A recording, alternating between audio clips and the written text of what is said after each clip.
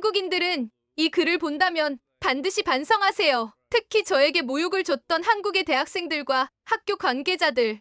여러분이 저에게 했던 행동이 얼마나 깊은 상처를 남겼는지 아시나요? 지금이라도 진심으로 사과한다면 저는 용서할 준비가 되어 있습니다. 여기 중국 유명 기자가 흥분한 채 소리치고 있습니다. 과연 이들에겐 무슨 일이 있었던 걸까요? 안녕하세요. 저는 중국 상하이 출신의 린첸이라고 합니다. 올해 29살이고 대학에서 저널리즘을 전공한 뒤 지금은 중국의 한 신문사 사회부에서 기자로 일하고 있어요. 저는 상하이의 중산층 가정에서 태어났습니다. 부모님은 늘 중국은 위대한 나라라고 가르치셨고 저 역시 어릴 때부터 중화 사상에 푹 빠져 있었어요. 저희 집안은 중국의 긴 역사와 전통 문화를 대단히 자랑스러워했고 학교에서도 그렇게 배워왔습니다. 덩샤오핑 이후로 경제 발전 속도가 빠르게 올라가면서 저와 제 또래 친구들은 중국은 이제 세계 최강국이 될 것이라는 믿음을 자연스럽게 갖게 되었죠. 그렇게 초등학교와 중학교를 거쳐 고등학교를 졸업할 때까지 저는 중국이 언제나 옳고 강하다는 생각을 거의 의심해 본 적이 없었습니다. 특히 외국 언론에서 중국에 대한 비판적인 기사가 나오면 서방 세력이 중국을 견제하려고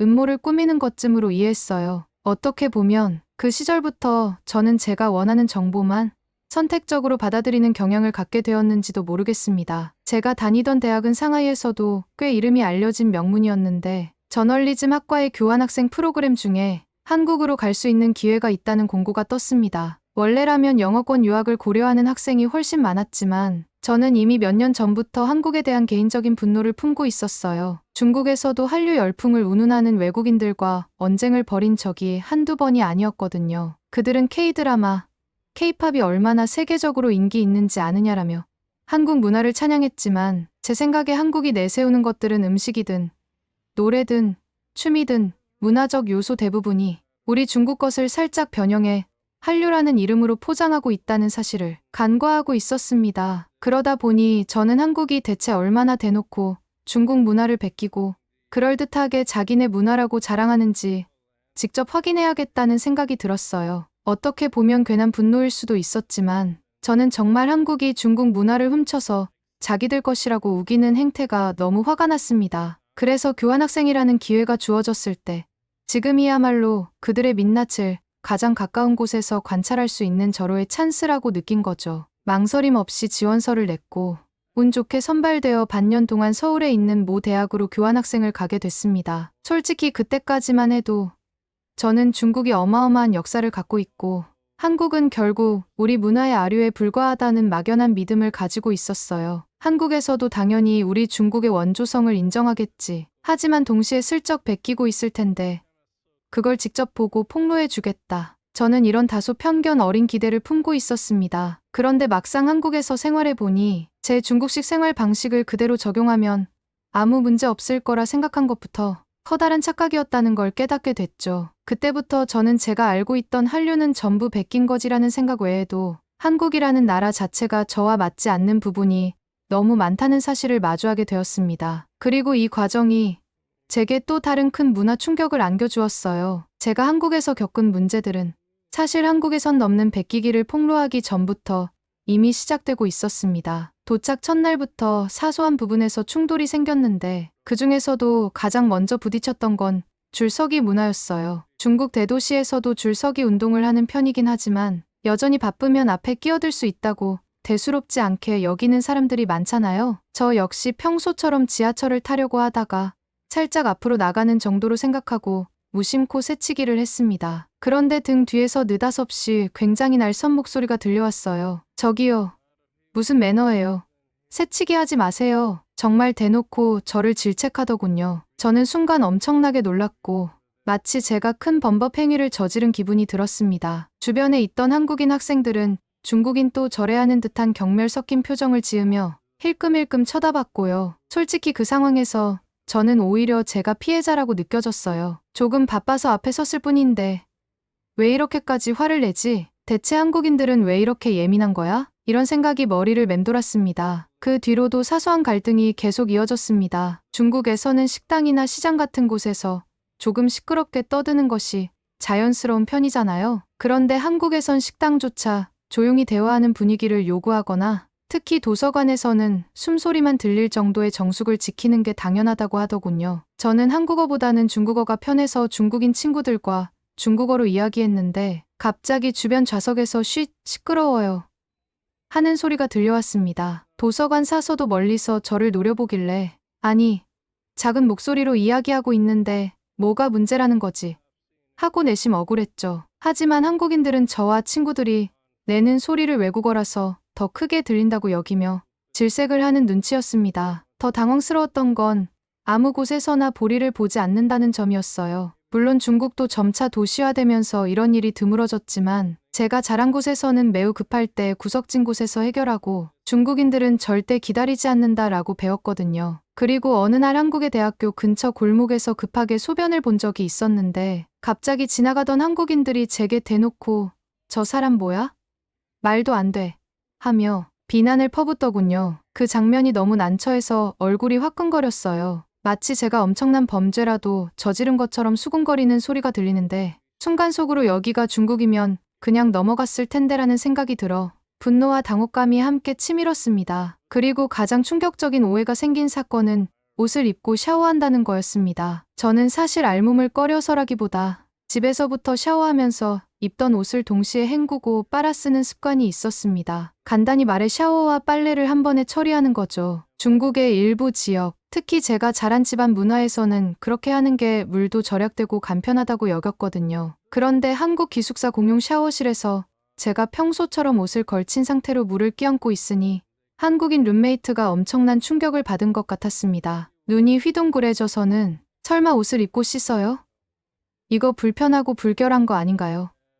그냥 세탁기는 왜 안 쓰죠? 라는 식으로 묻는 겁니다. 저는 이게 훨씬 효율적이고 집에서 늘 이렇게 했다고 설명했지만 그 친구는 고개를 절레절레 흔들며 중국에도 빨래라는 개념이 있을 텐데 하고 혼잣말처럼 중얼거렸어요. 그 태도가 왠지 비웃는 듯해서 저는 또 기분이 상했죠. 이런 불편한 충돌들이 한두 번이 아니었고 점차 한국인들의 시선은 쟤는 공중도덕도 모르고 이상한 행동만 하는 외국인이라는 쪽으로 굳어졌습니다. 저도 매번 이런 오해와 지적을 받다 보니 점점 사람들 앞에서 위축되는 느낌이 들었어요. 한류가 어쩌고 저쩌고 떠들며 중국 문화를 베껴가는 배신자들이라고 공격하고 싶었는데 정작 현지에 와 보니 사소한 생활 습관조차 배려받지 못하는 제 처지가 너무나 불편하고 외로웠죠. 물론 시간이 지나면서 한국에서는 원칙적으로 줄 서고 공공장소에서는 조용히 해야 하며 노상 방뇨는 큰 문제로 인식되고 옷을 입고 샤워하는 방식은 전혀 이해받지 못한다는 사실을 배웠습니다. 하지만 그 과정에서 받은 모욕감과 문화적 충돌은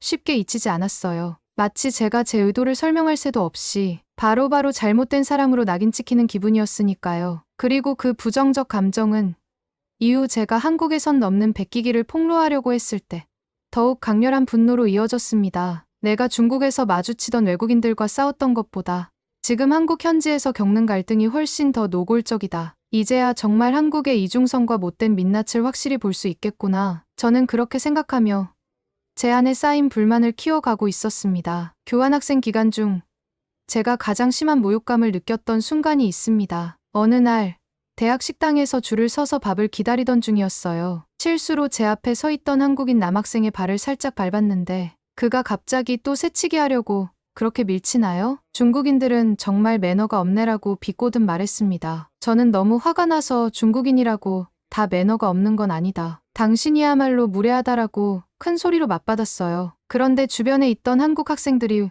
오히려 그 남학생 편을 들며 시끄럽다.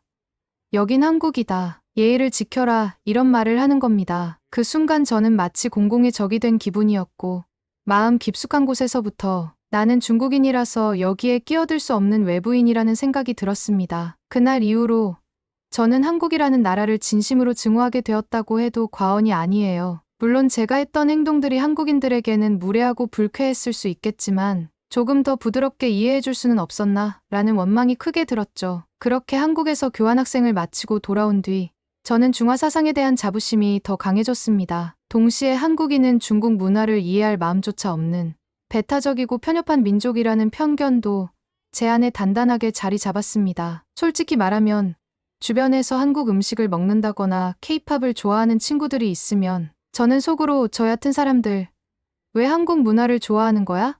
하며 경멸감까지 느꼈습니다. 그렇게 대학을 졸업한 뒤 저는 저널리즘을 전공한 덕분에 비교적 수월하게 중국의 한 신문사 사회부 기자로 취직할 수 있었습니다. 사회부 기자로 일하면서 다양한 사건 사고를 취재했고 때론 중국 지방 도시나 공단 지역을 돌며 외국인 노동자 인터뷰도 해보았습니다. 그런데 묘하게도 한국과 관련된 이슈만 나오면 저는 극단적으로 날카롭게 굴거나 부정적인 관점으로 접근하곤 했습니다. 그러던 중 몇 년이 지나며 중국 광저우 공단에서 한국 기업들이 공장을 철수한다는 소식이 하나둘씩 들려오기 시작했습니다. 삼성, LG, 현대기아차 같은 한국 대표 기업들이 더 이상 중국에 투자를 확대하지 않고 오히려 베트남이나 인도 같은 곳으로 공장을 옮기거나 폐쇄한다는 뉴스였죠. 그때 순간 저는 한국에서 대학을 다니던 시절 당했던 온갖 모욕이 머릿속에서 떠올랐어요. 사실 단 한순간도 한국에 받았던 수모를 잊지 않고 있었습니다. 교환학생 시절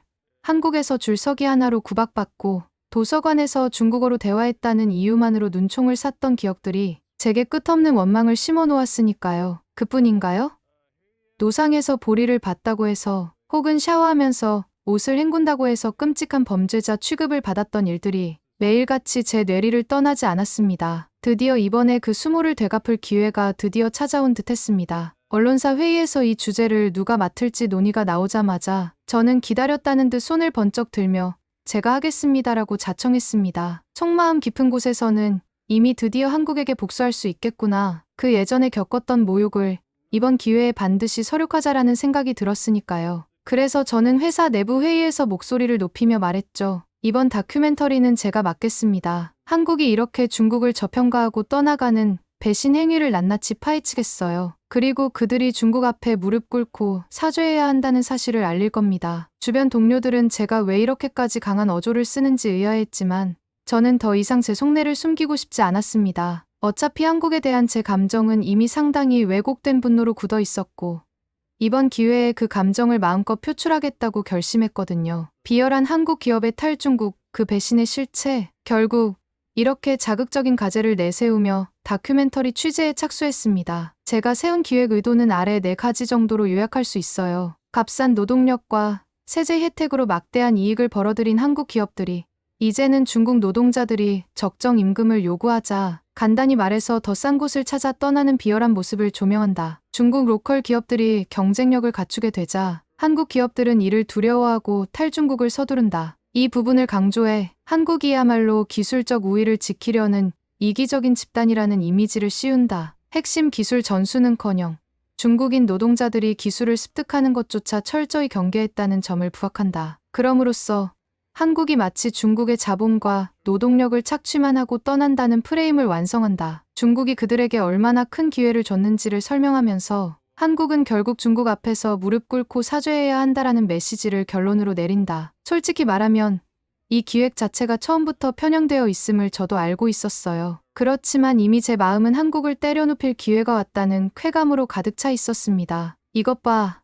대학 시절 나를 개무시하더니 결국 너희가 지금 중국을 배신하는 짓을 하고 있는 꼴을 폭로해주겠다. 이런 마음으로 잔뜩 달아올랐죠. 그렇게 저는 팀원 몇 명과 함께 광저우에 있는 전현직 한국 기업 공장 노동자들을 인터뷰했습니다. 제가 이 다큐멘터리를 제작하기로 마음먹었을 때부터 사실상 한국 기업의 횡포를 찾아내는 데에만 열중했던 건 사실이에요. 왜냐하면 처음부터 한국이 중국을 이용만 하고 버렸다라는 결론을 염두에 두고 있었기 때문이죠. 그래서 국내 여기저기 특히 광저우와 그 인근 지역에서 삼성전기나 삼성디스플레이, LG전자, 현대기아차 협력사 등에서 일한 경험이 있는 중국인 노동자들을 만나기 시작했습니다. 그런데 막상 현지에 내려가서 이야기 나눠보니 대부분 한국을 칭찬하는 거였어요. 어떤 이들은 초기에는 한국 측에서 기술 훈련을 체계적으로 지원해줬다거나 급여 수준이 중국 로컬 기업보다 꽤 높은 편이었다라며 무척 긍정적인 평가를 내놓았습니다. 심지어 광저우 한 공장에서 만난 작업반장은 삼성 측 관리자들이 정기적으로 안전 교육을 하고 생산 공정을 조금씩 자동화해줘서 예전보다 일이 훨씬 수월해졌다라고 말했어요. 이런 말을 들으면 원래 같았으면 역시 어떤 면에서는 긍정적인 부분도 있구나 하고 균형 잡힌 시각을 가질 수 있었겠죠. 하지만 제 목적은 애초부터 한국 기업이 얼마나 못된 행태를 보였는지를 강조하며 한국 때리기를 위한 것이었습니다. 다큐멘터리를 기획할 때부터 한국은 중국을 배신하고 떠났다라는 메시지가 메인 테마였으니까요. 그래서 이렇게 한국 기업을 칭찬하는 인터뷰 내용들은 대부분 최종 편집본에서 과감히 삭제해버렸습니다. 대신 제가 애써 찾아다닌 건 부정적인 경험담이었어요. 광저우 인근의 어느 소규모 하청 공장 직원들은 한국인 관리자들이 종종 반말을 쓰면서 중국인을 하대한다고 주장했습니다. 어떤 노동자는 내가 실수로 기계를 멈추게 했더니 한국 측 관리자가 저녁까지 강제로 잔업을 시키고는 욕설까지 퍼부었다고 이야기했죠. 또 다른 제보자는 LG 공장에서 근무하던 시절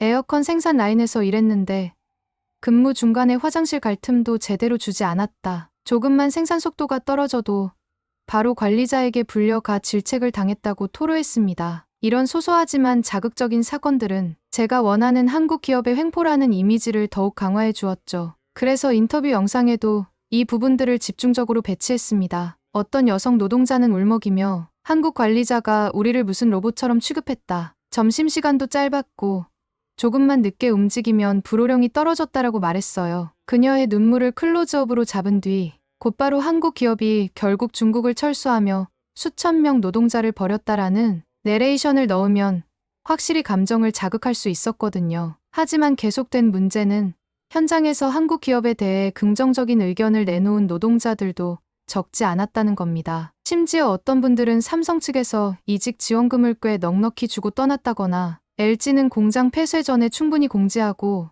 이전 희망자에게는 다른 지역 근무 기회를 주었다라고 말하기도 했어요. 하지만 이런 내용들은 제가 의도한 한국은 완벽한 악인이라는 프레임에 전혀 도움이 되지 않았습니다. 그래서 아예 좋은 평가 파트는 통째로 편집 과정에서 날려버렸죠. 그 대신 인터뷰를 하면서 한국 측을 칭찬하거나 두둔하던 중국인들은 제가 따로 녹화를 더하면서 이들은 자칫 국가의 이익을 저버린 배신자일 수도 있다는 범죄자로 몰아세웠습니다. 이를테면 질문을 교묘하게 바꿔서 그렇다면 당신은 한국 기업이 중국을 떠나도 괜찮다는 뜻인가요? 한국이 중국을 배신해도 당신은 분노하지 않는 겁니까? 이런 식으로 다그치면 인터뷰 대상자도 당황해서 한두 마디 얼버무리게 되거든요. 그러면 마치 저 사람이 한국 편을 들었다가 망설이기까지 한다는 식으로 악의적 편집을 할 수 있었습니다. 그렇게 저 스스로 애국 기자라는 이미지를 한층 더 세울 수 있었고 반면에 한국의 우호적인 입장을 취하는 중국인들은 마녀 사냥의 대상으로 내몰았죠. 한국을 악으로 규정하고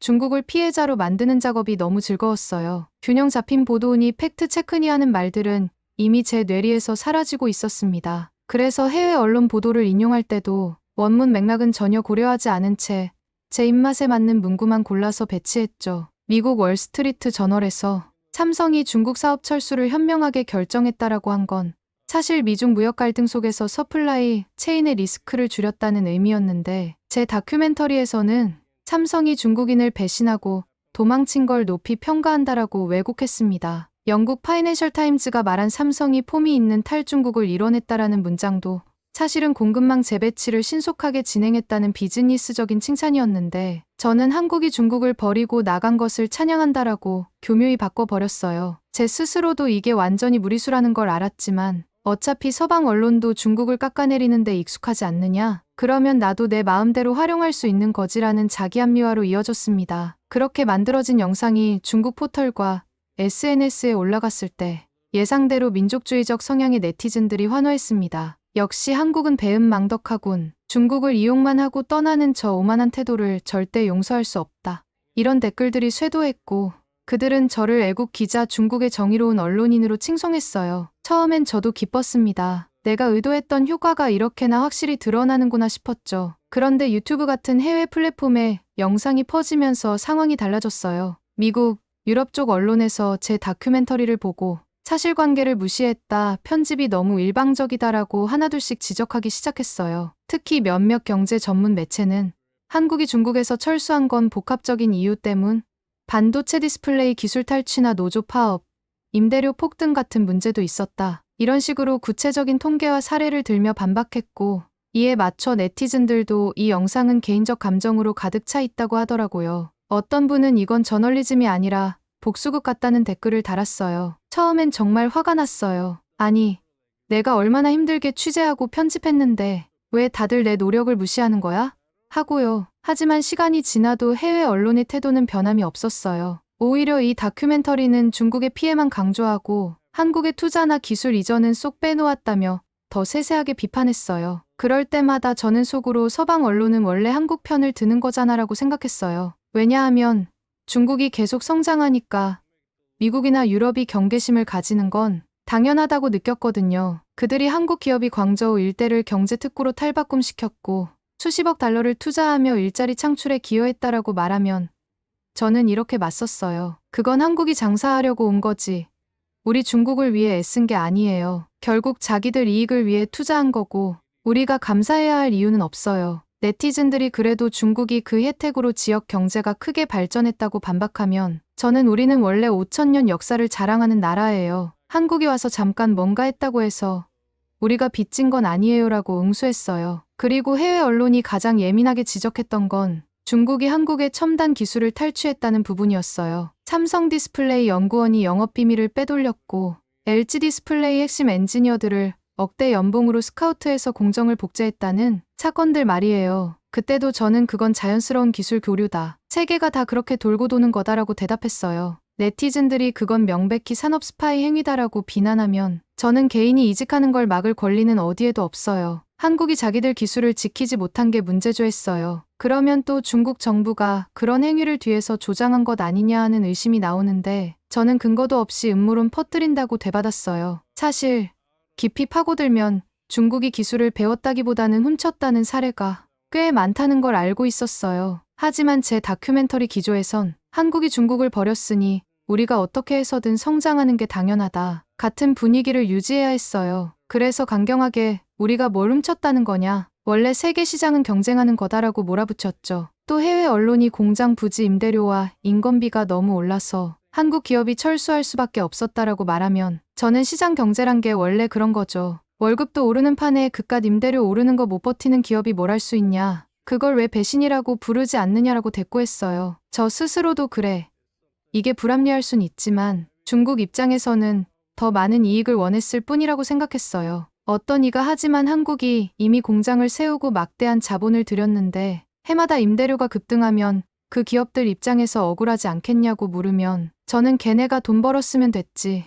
왜 또 싸게 주길 바라냐? 우리가 호구인가? 라고 받아쳤어요. 파업 문제도 마찬가지였어요. 노동자 임금이 올라야 경제가 발전한다. 한국이 임금 싼 나라 찾는 게 속셈인 거지. 우리가 잘못된 건 없다고 밀어붙였어요. 하지만 한국이나 서방 언론은 물론이고 중국 내부의 합리적인 경제 전문가들까지도 저희 시각이 편협하다고 지적했을 땐 정말 속상했어요. 중국인이라면 내 편을 들어줘야지. 왜 내 다큐멘터리를 공격하냐 싶었어요. 결국 남은 건 극단적 민족주의자들이 저를 애국 기자라며 추켜 세우는 상황뿐이었어요. 그들은 맞아요. 한국은 뭐든 중국 문화를 훔치고 이제 와서 중국을 버리고 떠나는 배신자라고 제 말을 그대로 받아줬어요. 결론적으로 말해 저는 그 누구도 설득하지 못했어요. 해외 언론은 이미 저를 객관성을 상실한 중국인 기자로 낙인 찍었고 중국 내부의 이성적인 사람들조차 저 사람은 개인적 감정으로만 움직이는 극단주의자라고 등을 돌렸어요. 오직 일부 극단적 민족주의자들만이 인첸이야말로 진정한 애국자라며 저를 지지했지만 그조차도 오래가진 않았어요. 시간이 흐르면 흐를수록 제 다큐멘터리는 거짓말이 많다 논리가 허술하다는 비판이 점점 커졌거든요. 회사 상사도 그만 이 이슈에서 손 떼라. 더 깊이 들어가면 우리 신문사 이미지가 나빠진다라고 했어요. 그런데 전 왜? 우리가 옳은 건데 하며 반항했어요. 솔직히 속으론 어쩔 수 없이 포기할 때가 됐다는 걸 알았지만 제 자존심이 허락하지 않았어요. 솔직히 말씀드리면 지금 이 상황을 보면 정말 한국 때문에 여기까지 왔다는 생각이 들어요. 제 다큐멘터리가 국제사회에서 비웃음을 사고 중국 내부 이성적인 사람들마저도 저를 극단주의자라고 손가락질하는 이 사태의 근본 원인을 거슬러 올라가 보면 결국 한국인들이 제게 준 모욕과 경멸이 그 출발점이었거든요. 제가 한국에서 교환학생을 했을 때 줄서기 문제 하나로 매너도 없는 중국인이니 뭐니 대놓고 무시당했어요. 도서관에서 떠들었다고 해서 마치 제가 상식을 전혀 모르는 야만인인 양 쳐다봤고요. 옷을 입고 샤워했다고, 길에서 급하게 보리를 봤다고 한 사람이 그렇게 집단적으로 조롱받아야 하는 겁니까? 제가 알기로 저 말고도 한국 교환학생 시절을 힘들게 보낸 중국 유학생들이 많아요. 근데 전 그중에서도 유독 심한 모욕을 겪었다고 자부해요. 그때 받은 상처가 얼마나 컸는지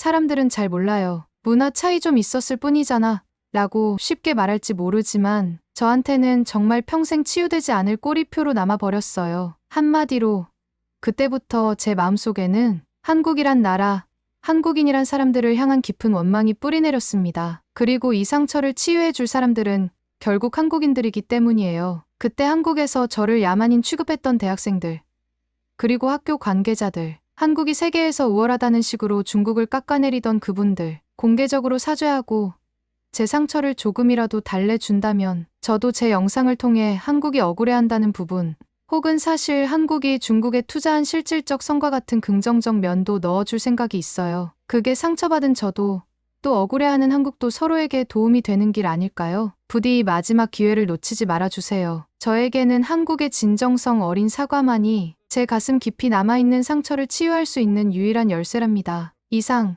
여기까지 중국 기자 린첸의 이야기였습니다. 재미있게 들으셨나요? 다음에도 더 재미있고 감동적인 이야기를 원하신다면 좋아요와 댓글 부탁드립니다. 여러분의 응원 하나가 저에게는 큰 힘이 된답니다.